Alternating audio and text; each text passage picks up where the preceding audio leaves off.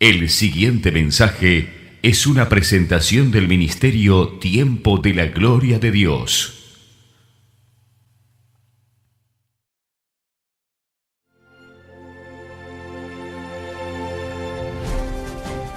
No hay nada imposible para el Espíritu Santo.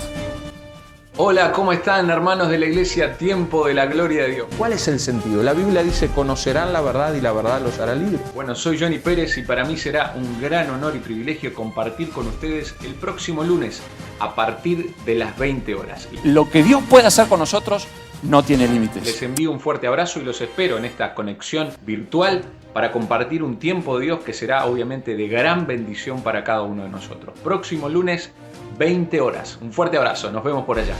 Es que si yo no tengo un sentido mayor a mí mismo y a mi propia existencia, acabaré en un momento sin esperanza.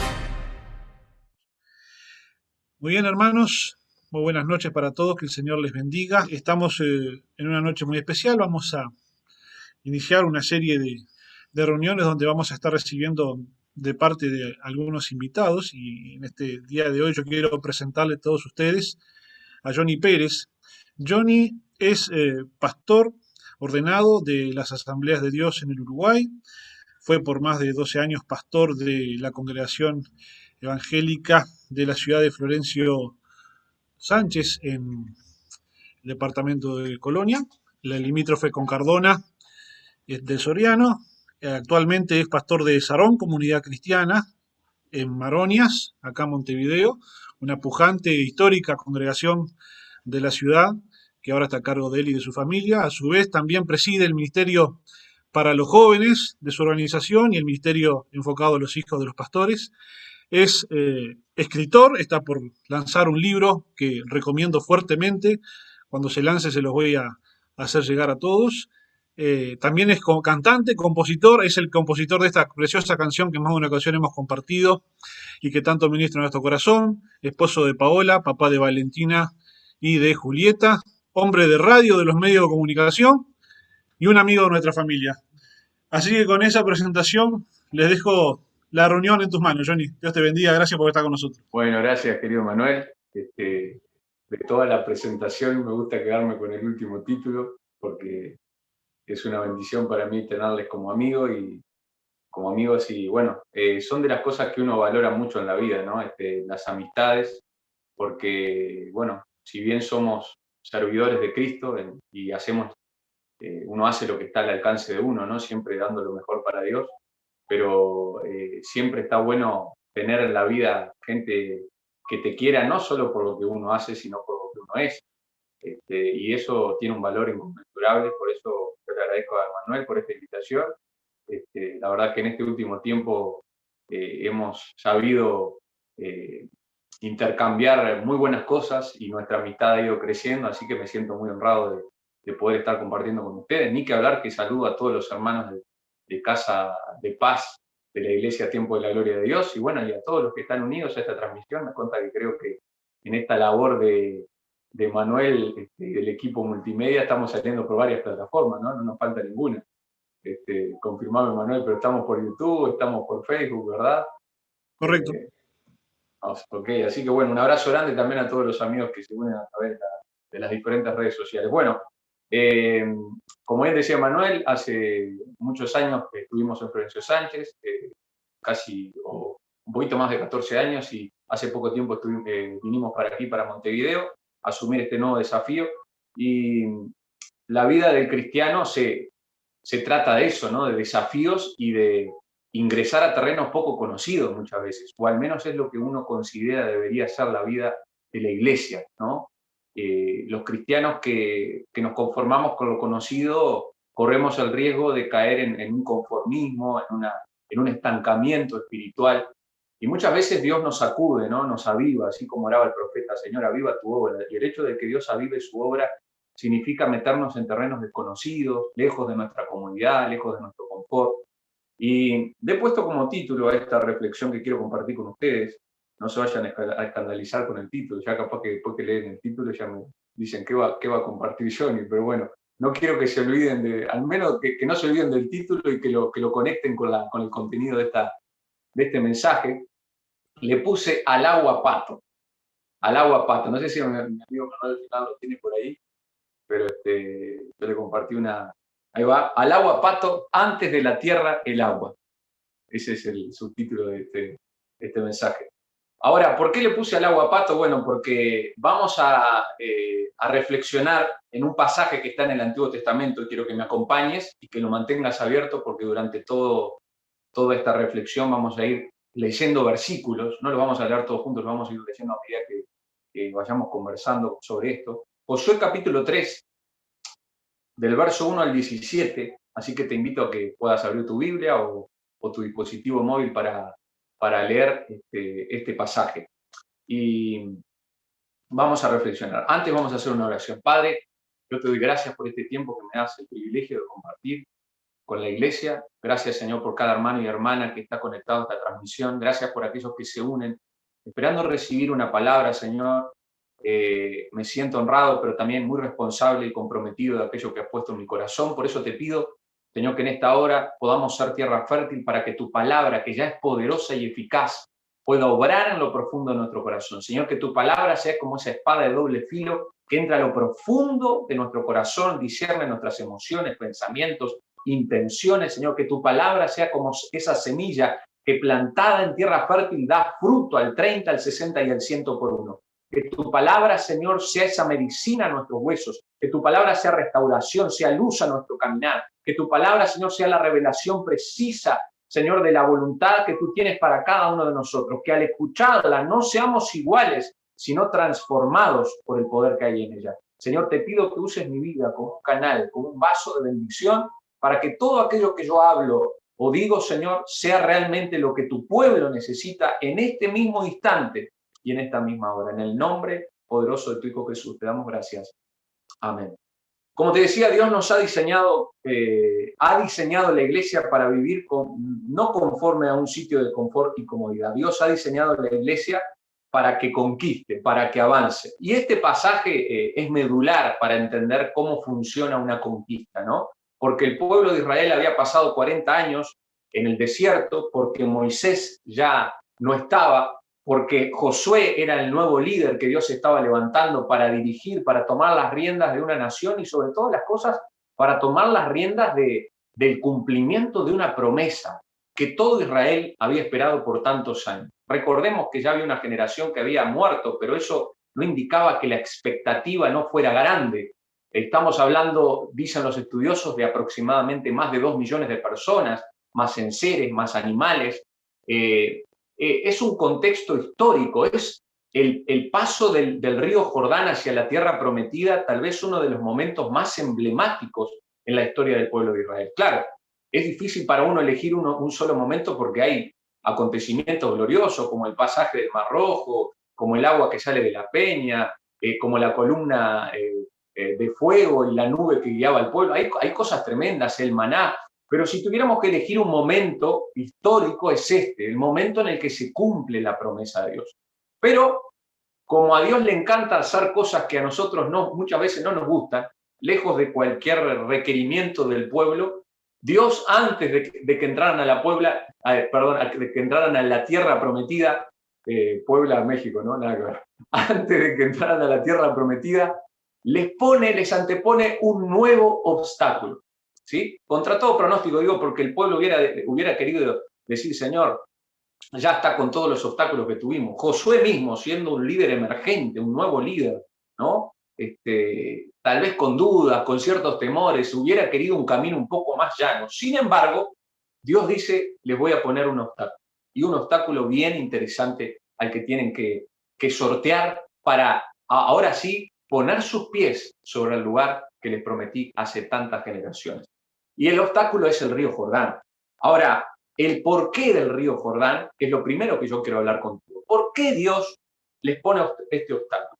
¿Por qué Dios, en vez de hacerle el camino más llano a Israel, decide que Israel tiene que enfrentarse al río Jordán? Y aquí quiero que me acompañes al verso 7 del capítulo 3, porque allí aparece la primera gran razón. Hay 2 razones, al menos es lo que encontramos a la luz de las Escrituras, de por qué Dios decide que Israel debe enfrentar el Jordán. Y hay 2 grandes razones que saltan a nuestros ojos. Y el verso 7 dice, el Señor le dijo a Josué, a partir de hoy, estoy leyendo la Nueva Traducción Viviente, empezaré a convertirte en un gran líder a los ojos de todos los israelitas. Sabrán que yo estoy contigo tal como estuve con Moisés. O sea que la primera gran razón del porqué del Jordán es esta. Dios quiere darle un posicionamiento espiritual, social y moral a Josué como líder del pueblo. Indudablemente, el Jordán es el método que Dios está usando para levantar la figura de Josué como líder. Hermanos, no olvidemos que Moisés era el líder referente de toda una generación. Moisés fue un gran hombre de Dios, evidentemente, pero claro, Moisés ya no estaba. Ahora, el hecho de que Moisés no estuviera, no indicaba que el pueblo todavía seguía referenciando a Moisés, todavía seguía pensando en Moisés, todavía tenía la figura de Moisés muy fresca, porque Moisés murió siendo un líder, murió con toda su fuerza, murió con todo su empuje, y Josué tiene que asumir un rol de liderazgo en este momento. Entonces Dios dice, bien, yo quiero este obstáculo, porque este obstáculo va a demostrar, Josué, que yo estoy contigo. Entonces, es evidente que el mayor desafío que tenía Josué, o uno de los mayores, no era simplemente cruzar el Jordán, sino sostener un liderazgo en medio de este tiempo. Suceder a Moisés era igual de difícil, hermanos, que conquistar la tierra prometida, porque Moisés fue un gran líder. Entonces, como hombre, Josué tenía que confiar en el ministerio y en el llamado que Dios le había dado, ¿verdad? Pero sobre todo necesitaba el respaldo espiritual y moral de una nación como referente único e insustituible de Moisés. Entonces aquí está la razón. ¿Y por qué digo esto? Porque muchas veces nosotros quisiéramos evitar los Jordanes, pero a los líderes nos hacen muy bien. O sea que a todos los que son líderes y están escuchando están viendo o están conectados a esta palabra, quiero decirte esto de parte de Dios. ¿Sí? Muchas veces a nosotros nos gustaría hacer a un lado el Jordán y decir, Señor, necesito el camino un poco más llano, pero Dios dice, no, si tú quieres realmente ver mi gloria, ¿sí? Me encanta el nombre de su iglesia, Tiempo de la Gloria de Dios, si quieres experimentar un tiempo de la gloria de Dios, vas a tener que atravesar Jordanes, porque cuando la iglesia vea que tú eres un líder comprometido, dispuesto, cuando la iglesia vea que tú eres una persona realmente que tiene estrategia, que tiene visión, entonces eso va a hacer que el pueblo te siga.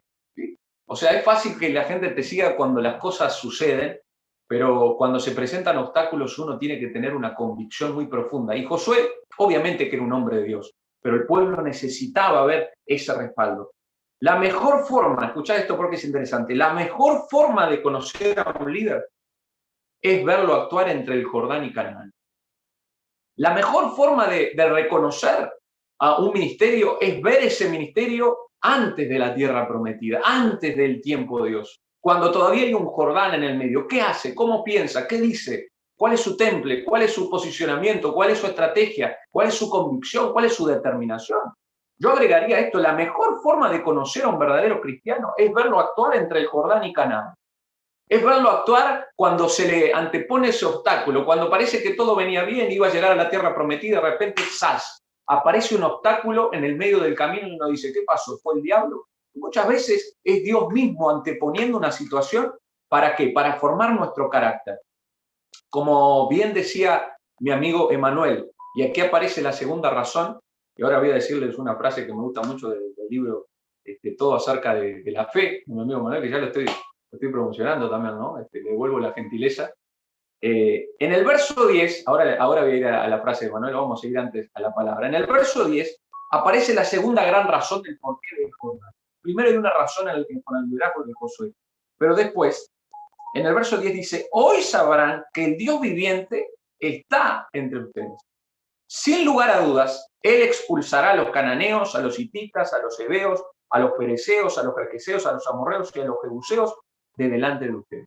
O sea que la segunda gran razón por la que Dios quiere que el pueblo se enfrente al Jordán es para que cobren ánimo y aliento en la convicción de que Dios está con ellos. O sea, Dios necesita fortalecer la fe de un pueblo que obviamente va a tener un gran desafío por delante. Y ahora sí voy a la frase que dice mi amigo Emanuel, ¿no? Muchas veces nuestra fe se achancha, ¿verdad? Nuestra fe pierde entrenamiento. Y la fe es un músculo que necesita ser entrenado.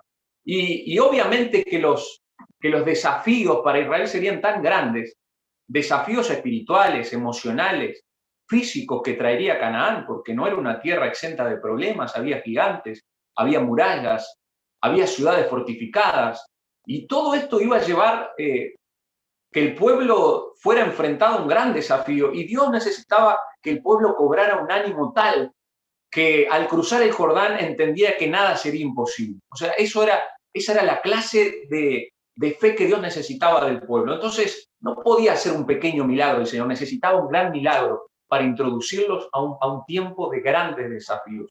Entonces, el Jordán, lejos de lo que nosotros como humanos quisiéramos pensar, es muchas veces ese lugar en el que Dios está formando nuestra fe, nuestro carácter, nuestra dependencia de Él. Ese es el lugar preciso donde nosotros aprendemos a depender de Dios y que nos forma para entrar en las dimensiones espirituales y de conquista que Dios tiene para nosotros.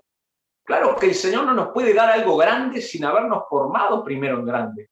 El Señor no nos puede introducir a Canaán sin haber formado nuestro carácter 3 días a la orilla del Jordán sin saber lo que vamos a hacer. La Biblia dice que el pueblo estuvo 3 días acampando ahí. Nadie evidentemente sabía lo que iba a pasar. A juzgar por lo que dice la Biblia, tal vez Josué ya lo conocía la estrategia, pero el pueblo no. Entonces yo quiero imaginarme qué era lo que la gente comentaba a la orilla del Jordán, porque se salen de Sitín y acampan a la orilla del Jordán y no pasan el Jordán de un momento para otro. Tienen que esperar 3 días allí sin saber lo que va a pasar. Y en esos 3 días representan el tiempo en el que Dios nos forma ante la incertidumbre. El tiempo en el que Dios nos capacita ante lo incierto. Porque la capacitación de Dios no solo viene cuando tenemos una promesa y una claridad y una luz de todo el panorama, no. Viene en medio de la incertidumbre, donde lo único que nos sostiene es la promesa de que la presencia de Dios está con nosotros. El arca está ahí. Así que por lo menos esa es nuestra mayor seguridad. Ahora vamos a ver un detalle interesante en ese sentido. Entonces la mayoría del pueblo tenía que estar confiando en el Dios que los había sacado y los iba a llevar, pero nadie sabía qué era lo que iba a pasar. ¿Qué hace Dios entonces? Utiliza un gran desafío antes de meterlo en el territorio prometido.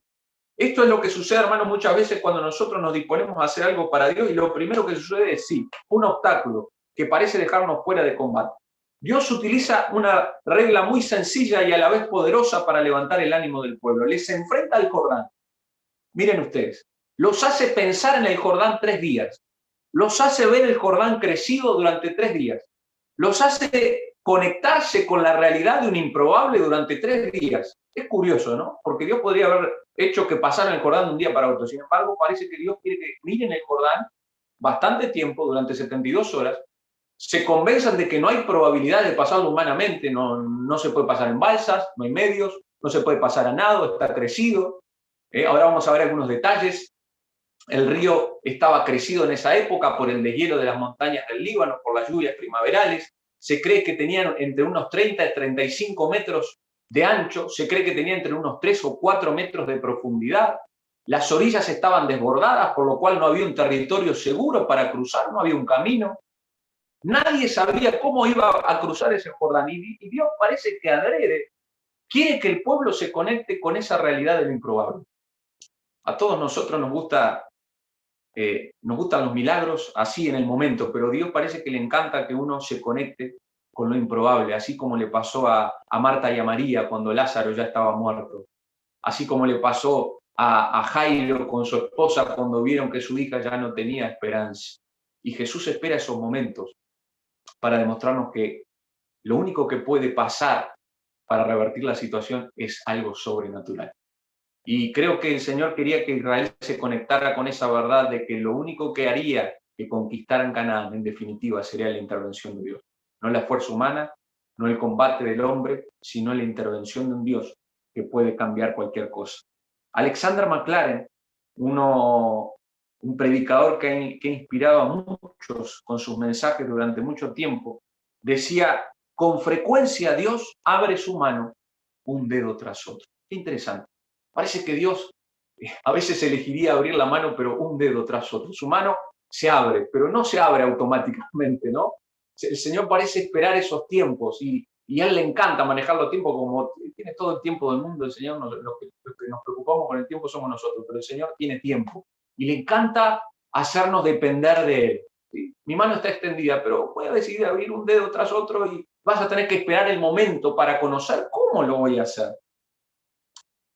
Entonces, hermanos, la pregunta es, ¿no has sentido que a veces Dios te mantiene observando un problema y parece que nada sucede? No hay cambios, no hay directivas. Allí estás tú observando el problema como un simple espectador, sin saber lo que va a suceder. Pero mientras tú esperas, Dios ya tiene la estrategia para hacerte pasar a la tierra prometida. ¿Cuántos creen eso? ¿Amén? El concepto se explica de forma memorable en el comentario de Isaías, dice un erudito acerca del pasaje, sobre el tercer cántico del siervo, en el que vemos al siervo sufridor entregándose decididamente a la voluntad de Dios, confiando en su sustento continuo y su restauración definitiva a través de toda la devastación del dolor. Y dice Isaías 50:10, entre ustedes, ¿quién teme al Señor y obedece a su siervo? Si caminan en tinieblas, sin un solo rayo de luz, confíen en el Señor y dependan de su Dios. Qué tremendo pasaje. Si caminan en tinieblas sin un solo rayo de luz, confíen en el Señor y dependan de su Dios. Evidentemente, Dios está forjando el carácter de un pueblo que tiene dependencia de Él, que tiene dependencia de su presencia, que depende absolutamente de Dios. Y ahora, después de conocer el porqué del Jordán, vamos a conocer el cómo, o vamos a meditar acerca de cómo fue que pudieron sortear este obstáculo.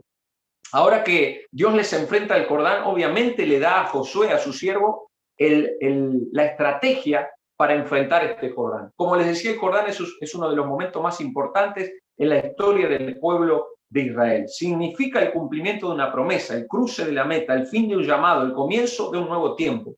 El cruce del Jordán es un claro indicador de que Dios cumple sus promesas a pesar de la incredulidad de un pueblo. No olvidemos que todo el pueblo, toda la pasada generación murió en el desierto.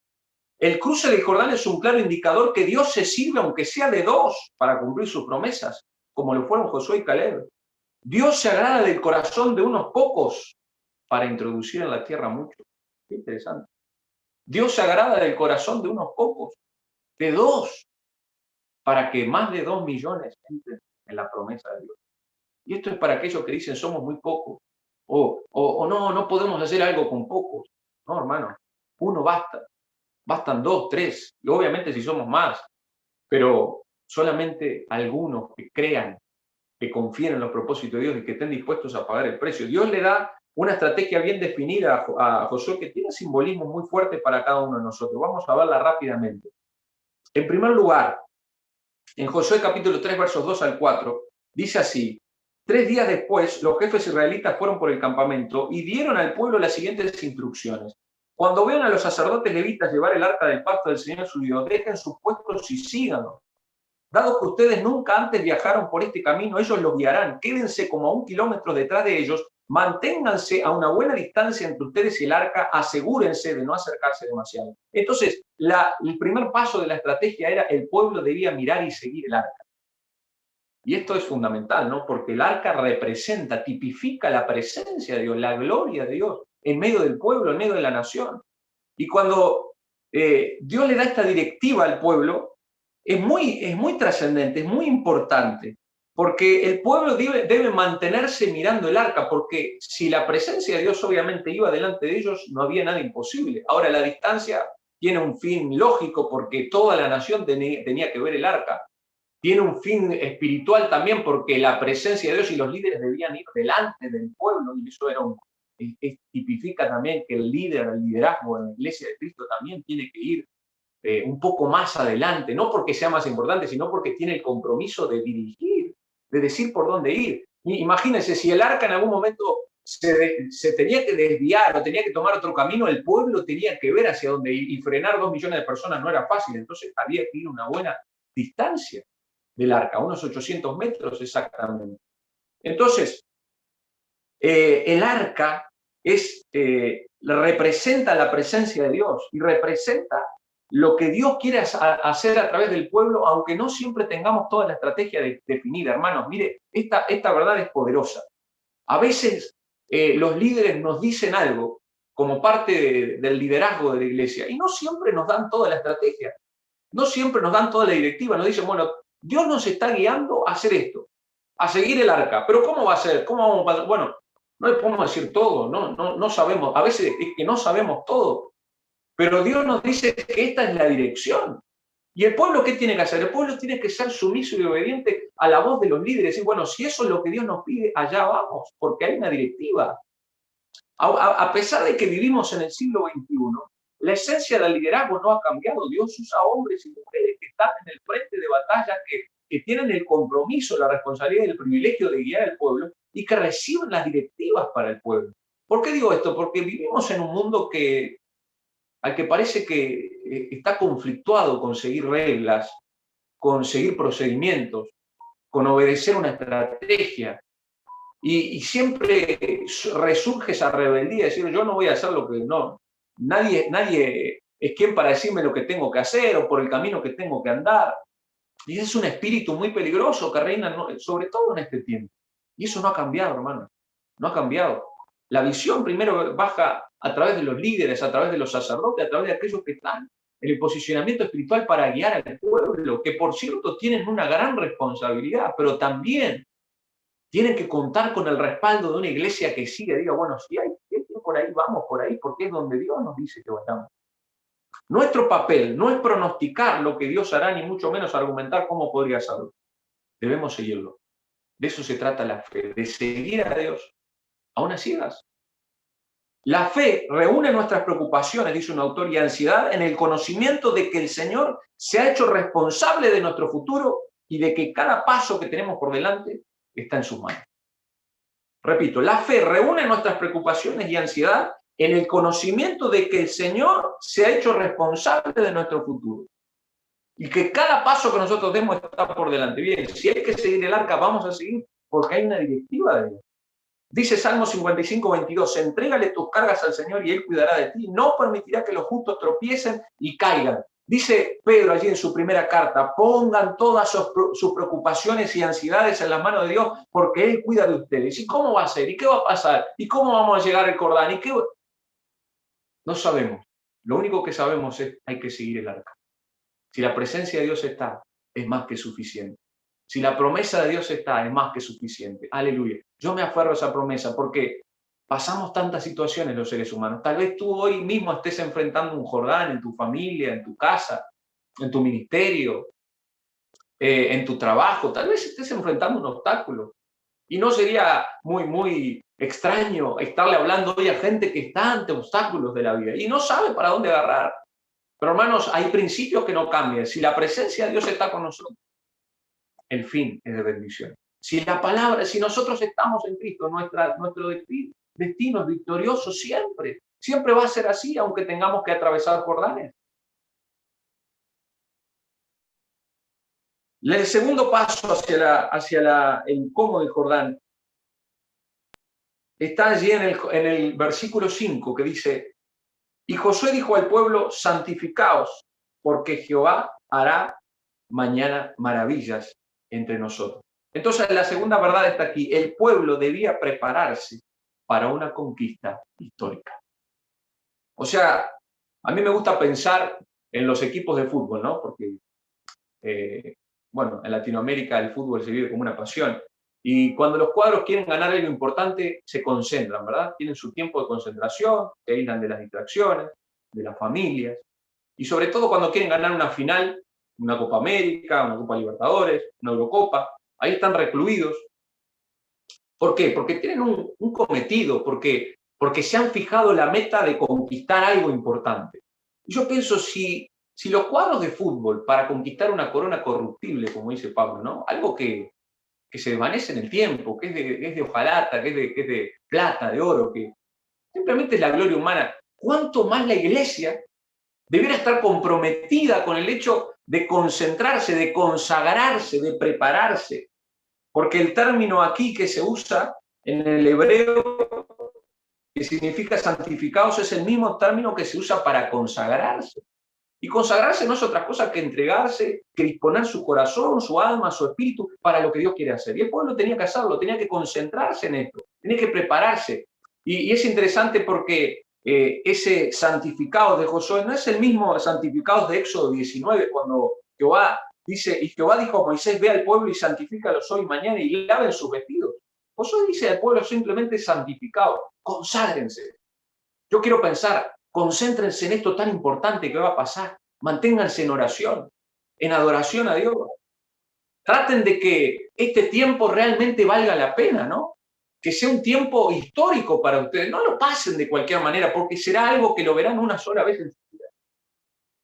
Y a veces las cosas de Dios uno puede correr el riesgo de vivirlas a la ligera, o que lo sagrado se vuelva algo común y corriente, ¿verdad? Cuando en esa vorágine del diario vivir, una vez dice, muy bueno, hoy hay culto, ¿no? Hoy hay culto hoy, más o menos así nomás. Yo le preguntaba a los hermanos el otro día, ¿cuándo empieza el culto? ¿A la hora del culto? No, el culto empieza desde que yo me levanto, me pongo la mejor ropa, me pongo el perfume que tengo y me concentro en lo que Dios va a hacer algo tremendo, ir al encuentro de mi Creador. Es algo extraordinario. Reunirse en torno a la palabra y saber que aunque no lo veamos, Jesús está presente. Por eso Josué hace énfasis en esto: santifíquense, preparen, conságrense.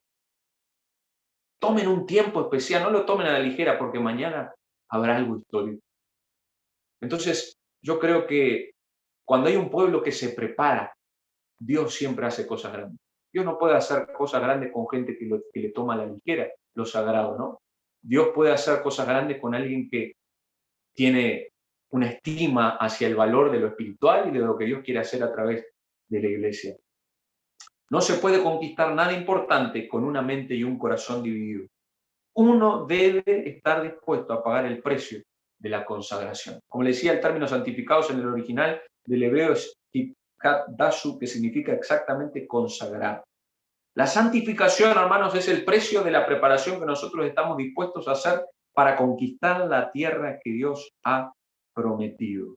Vivimos en la era donde todo parece surgir de manera rápida y siempre nos terminamos amigando nosotros con todo lo que nos ofrece comodidad y una constante evitación de los procesos y la disciplina. Pero escuche bien, nada importante sucede con iglesias que solo están pensando en la comodidad. Voy a volver a repetirlo. Nada importante sucede con una iglesia que solo está pensando en su comodidad. Cada vez que Dios hizo cosas poderosas, llamó e inquietó a hombres y mujeres a ser sumisos a su voz y a obedecer al pie de la letra sus instrucciones. Y aquí aparece la tercera verdad. Los sacerdotes y el pueblo tuvieron que obedecer la estrategia sin lugar a cuestionamientos. Sin lugar a cuestionamientos. Hay un detalle no menor en este pasaje, y es que el arca no la llevan los levitas como era costumbre, la llevan los sacerdotes, o sea que ya indicaba que iba a suceder algo histórico. No eran los levitas los que llevaban el arca, eran los sacerdotes, o sea que estaban en los umbrales de algo tremendo.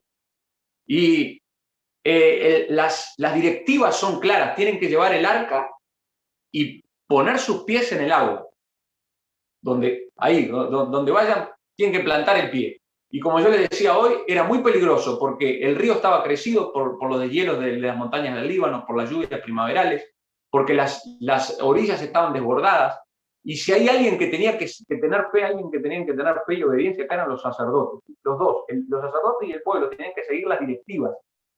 Así que ellos no solamente tienen la responsabilidad de llevar sobre sus hombros el mobiliario más sagrado de la historia de Israel, sino que a eso ahora deben sumarle el gran desafío de poner sus pies sobre las aguas de lo desconocido y de lo incierto, sobre un lugar donde nadie jamás había caminado.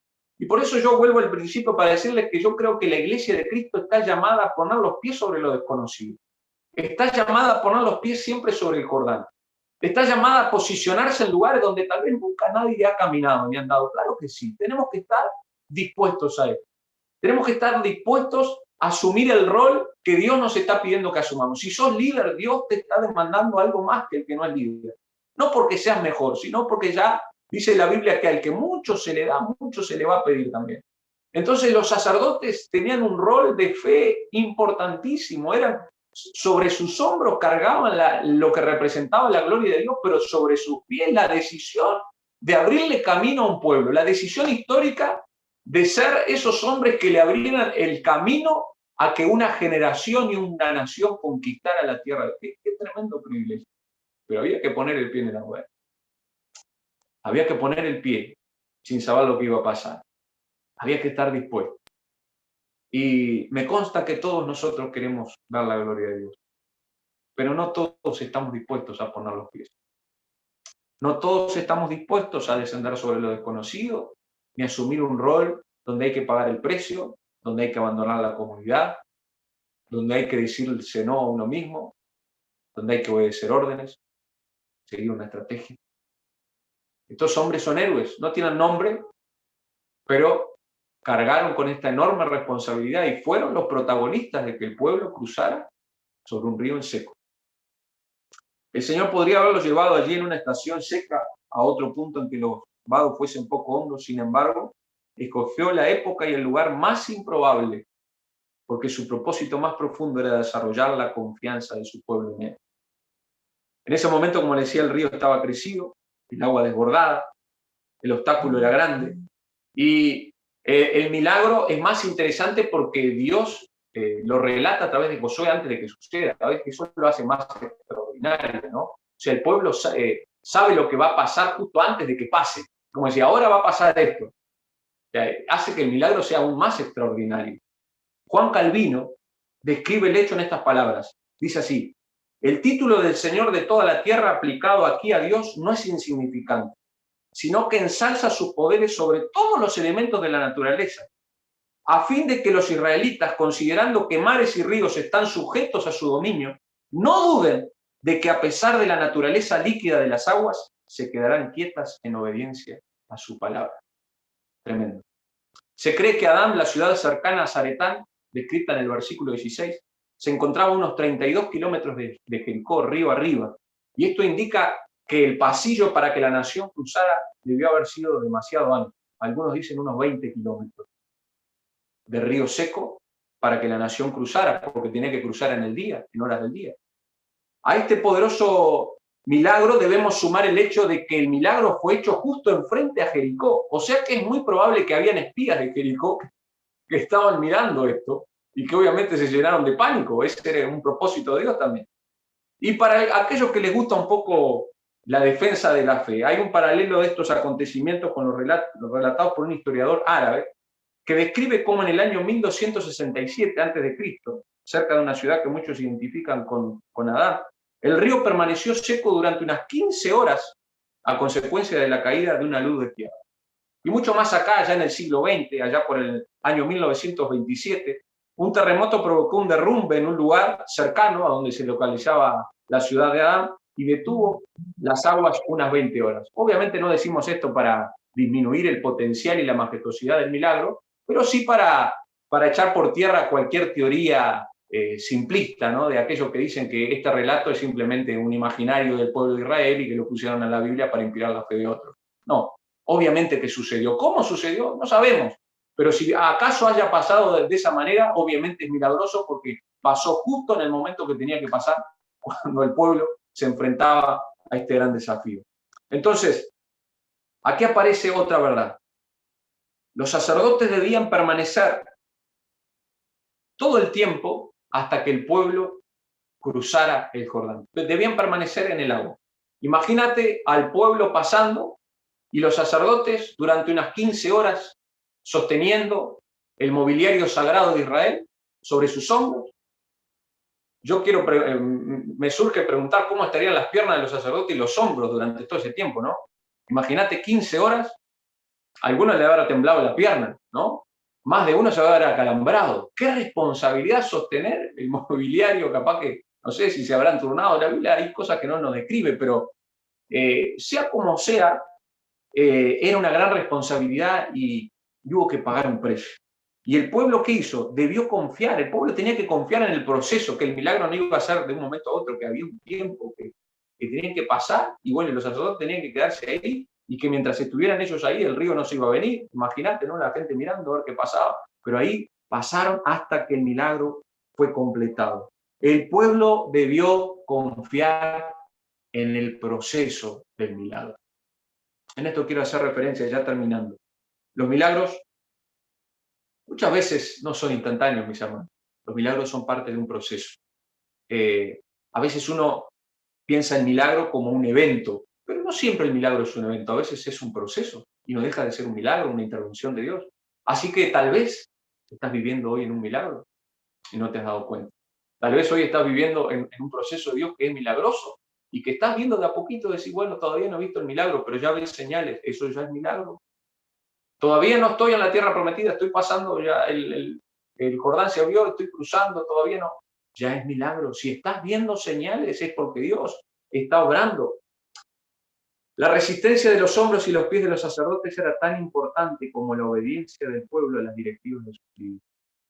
A veces, hermanos líderes, cargar el peso de una visión, de un llamado, de un propósito, no es nada fácil ni cómodo. Pero quienes hemos sido llamados por Dios tenemos la responsabilidad imperiosa de mantenernos en un esfuerzo constante para que el pueblo pueda alcanzar la estatura de Cristo y para que pueda ser perfeccionado y para que pueda avanzar a los lugares y a las tierras que Dios les ha prometido. Qué glorioso momento.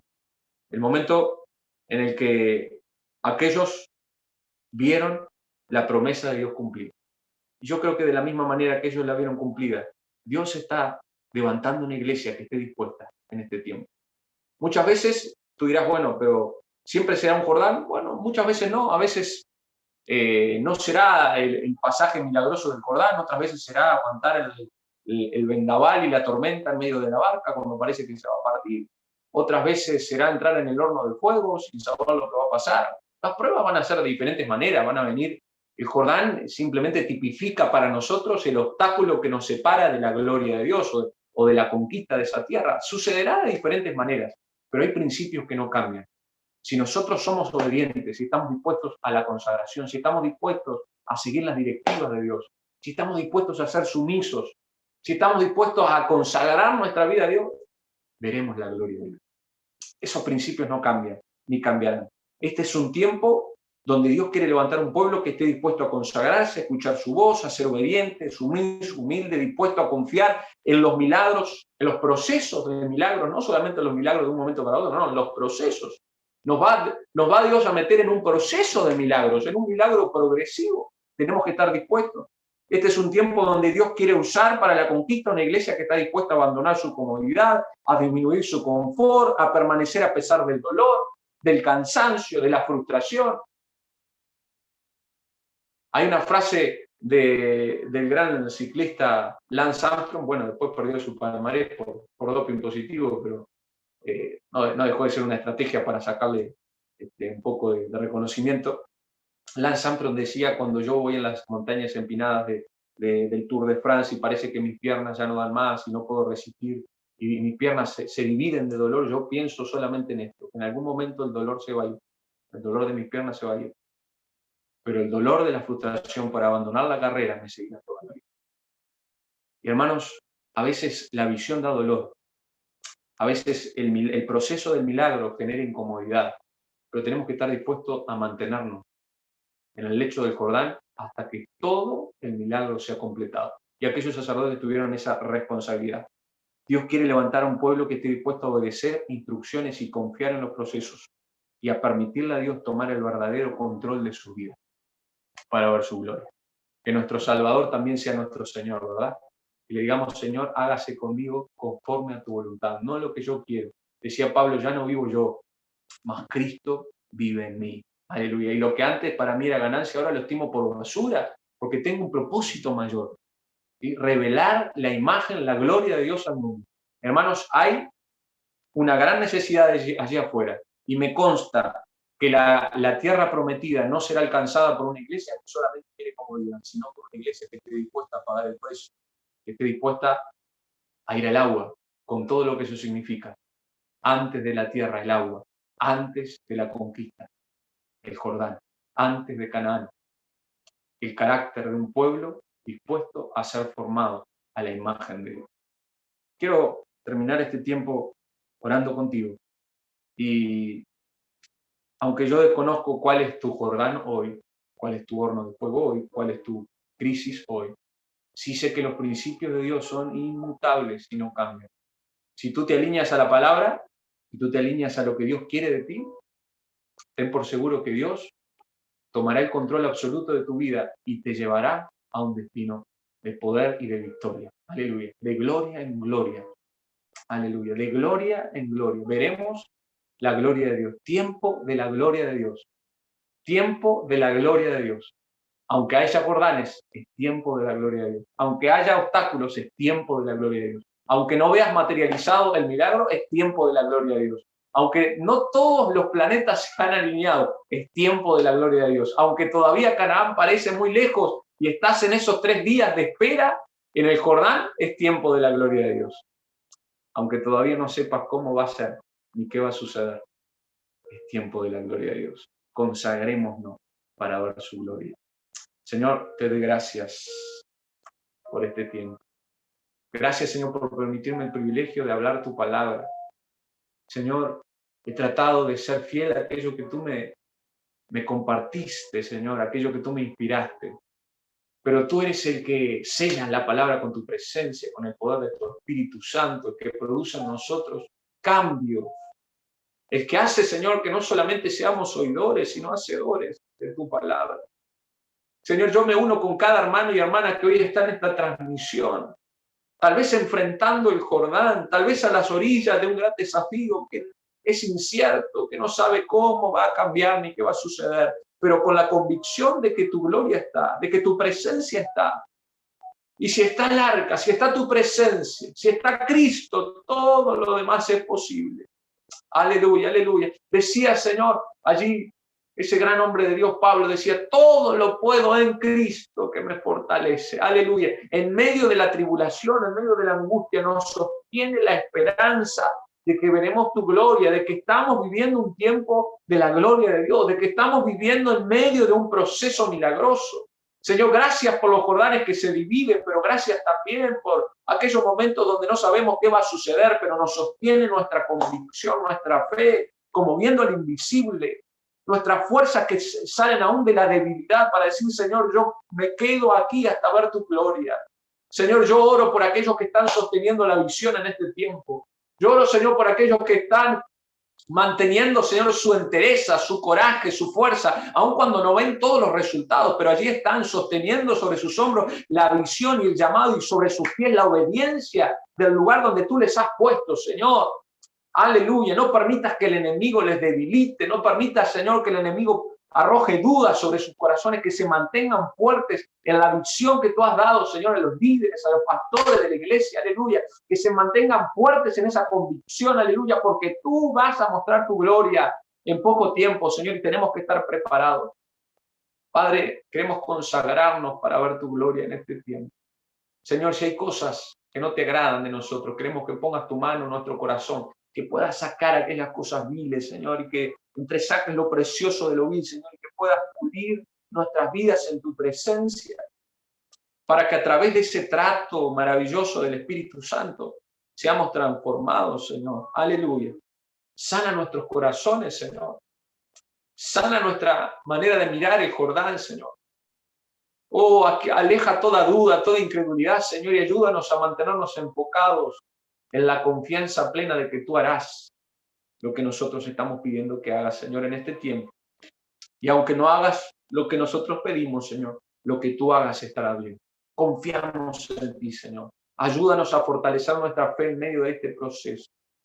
Oh, Ramasella, Espíritu Santo, muévete en este tiempo de una manera especial.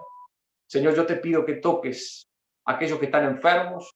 Tú puedes poner tu mano de sanidad en los cuerpos en esta noche. Tocar a aquellos que están enfermos, Señor, milagrosamente, tocar los huesos. Te pido que hagas milagros creativos, Señor. Toque los huesos en esta hora en el nombre de Jesús. Toques las columnas, toques las cervicales, Señor. Toques en el nombre de Jesús las rodillas. Toda artritis, artrosis, reuma desaparezca en el nombre de Jesús. Dice tu palabra que tú eres nuestro sanador y por tus llagas hemos sido nosotros sanados. Dice tu palabra en Hebreos que Jesucristo es el mismo ayer y hoy por los siglos. Y en base a esa promesa, Señor, creemos que todo lo que pidiéramos al Padre, sin dudar en tu nombre, lo recibiríamos. Yo pido un milagro de sanidad para aquellos que están enfermos, escuchando y sintonizando este tiempo de transmisión. Toca los Espíritus Santos, fuego de Dios, quema toda enfermedad, toca las columnas, quita, Señor, toda tendinitis, toda inflamación a los tendones, toca, Señor, las articulaciones, en el nombre de Jesús. Milagros poderosos, Señor, sobre tu pueblo, sobre todos aquellos que creen, conforme a su fe se ha hecho en este tiempo. Gracias, Señor. Gracias, Señor, por este tiempo. A ti sea la gloria, la honra y la alabanza. Amén. Amén. Gloria a Dios. Fue una presentación del Ministerio Tiempo de la Gloria de Dios.